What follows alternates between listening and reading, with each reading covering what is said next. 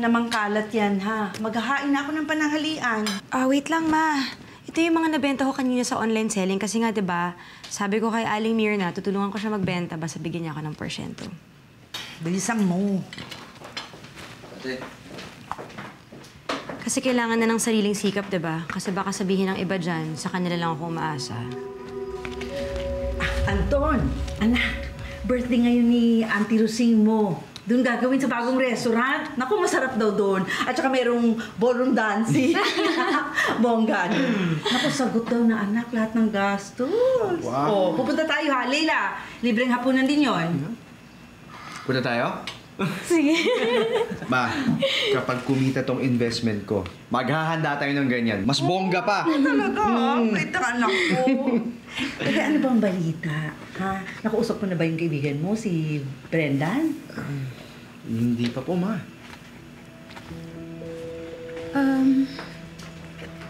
Mahal, sabi dito, dapat daw makuha mo na yung first interest mo after 30 days. Eh ngayon yun eh. Uy, baka scam na yan, ha? Ang dami ko narinig na kwento ngayon ng mga OFW na na-scam. Scam agad, Leila. Natakot mo naman yung kapatid mo eh. At saka, Anton, sigurado ka naman, hindi ba, na mapagkakatiwalaan mo yung kaibigan mo, hindi ba? Oo naman. Oo. Ma, matagal ko nakakilala yan si Brendan. Hindi naman siguro scammer yan eh. At saka baka nakakalimutan nyo, 4 na oras ang diferensya natin sa Dubai. Oo nga. Anak, sarado pa mga opisina doon. Baka natulog pa si Brendan eh. Oo. Ito na. Text si Brendan. Ha? Ano daw sabi? Sabi niya, Ay! i-check ko daw tong account ko. Mahal, Oh. 50 mil oh. Ha? Talaga? Oh. Kalahati na ng investment natin yun. Ay, salamat sa Diyos! Leila, tinan mo, tinan mo. Lars. Oh, Bars! Natanggap mo ba yung gift ko sa'yo? Ay. Pars, salamat ha. Kinabahan ako dun ha. Sabi ko naman sa'yo eh, simula pa lang yan. Congrats, Bars! Salamat. Tuloy na natin party. Totoo ba? Totoo ba?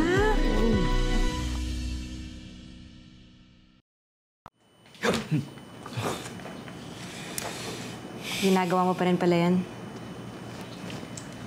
Oo. Lagi, Papa. Naalala mo pa? Oo naman. Pwede ka.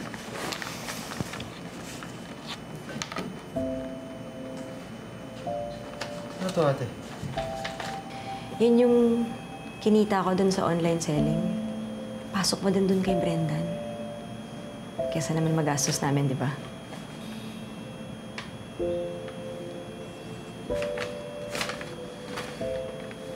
Sige, ate. Ako bahala dito. Palaguin natin to. Ayusin mo lang, ha? Para sa inaanak mo yan.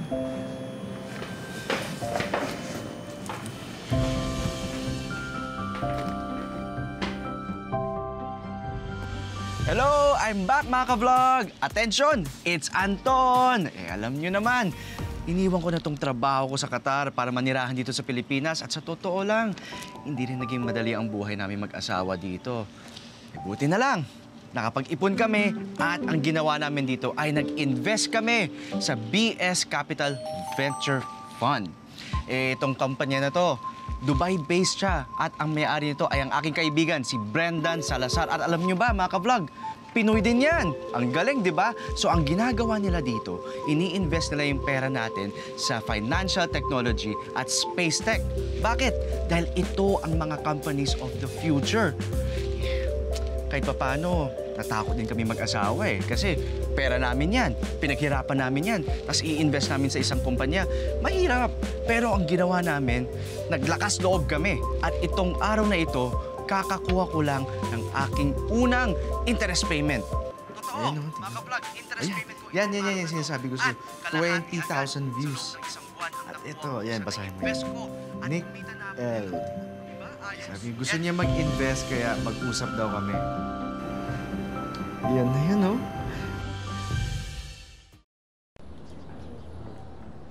Anton? Nick Lazaro. Po kayo. Salamat. Nick, gusto mo ba ng kape o pagkain? Hindi. Okay lang. Okay ka lang, ha? So, matagal ka ng OFW? 15 years. 15 years ako nagtrabaho sa Saudi. Pero nag-decide na ako na umuwi na kasi gusto ko na makasama yung asawa at anak ko. Pareho pala tayo, Nick.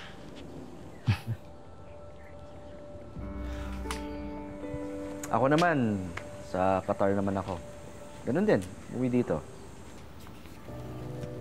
15 years na pagkatrabaho sa Saudi ang katumbas nito.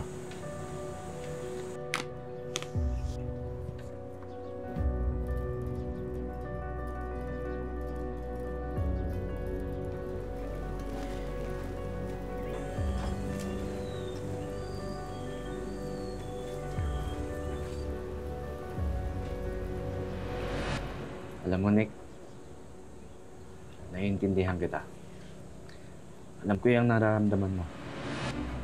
Ganyan din ako dati, pero tingnan mo ako ngayon. Huwag kang mag-alala. Palaluguin natin to. Okay. So, ito ang kontrata. Basahin mo lang. Tapos pirmahan mo. Palalakihin natin to. Anton! Marami-rami ka nakuhang investments ngayon, ha? Mukhang malaki komisyon mo this month. Thank you, Pars, ha? Grabe, basta ako, masaya ako na marami tayong natutulungan na tao. Ay, actually, meron pala akong bagong group account. Pakilala ko sila sa'yo, ha? Pasok natin sila sa ating investment.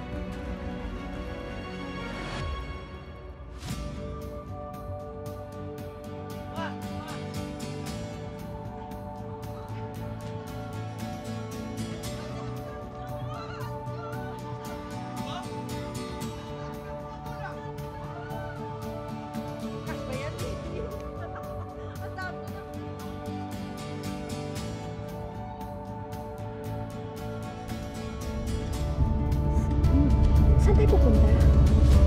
Surprise nga, mahal. Ba't bang kulit mo? Oh, pag sinabi ko close your eyes, pikit mo yung mata mo, ha? Walang dadaya.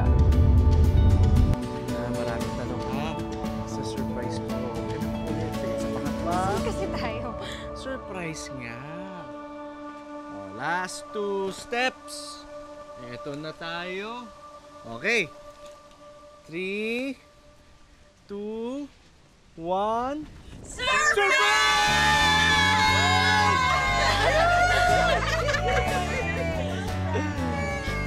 Mahal na meron. Saan tayo? Hindi mo ba nakikita? Ha? Mahal, ang reyna ng buhay ko. Welcome sa bago mong palasyo. Hindi nga. May bahay na tayo. Masaya ko para sa inyo mga anak! Ay, ma, bago mo inumin yan, ha? Tuloy na ang 60th birthday party mo. Pina-reserve ko na yung venue, tapos nag-deposit na ako, kaya imbitahan mo na yung mga kaibigan mo. Salamat, anak, ha? Ay, teka. Tatawagan ko na si Neil, si Jebe, si Raquel. Parang naniwan ata tayo, no? Na, pasok na tayo sa bagong palasyo mo. Okay ba? Sabi. Bago to, yan, pinagawa yan. Tina, dito ka na. Mahal. Maraming salamat. Sabi ko naman sa'yo ibibigay ko sa'yo lahat ng deserve mo. Oh, nagpamerienda ako dito, oh. Kain tayo. Bryce. Pinilasan ko na yung lechon, ah.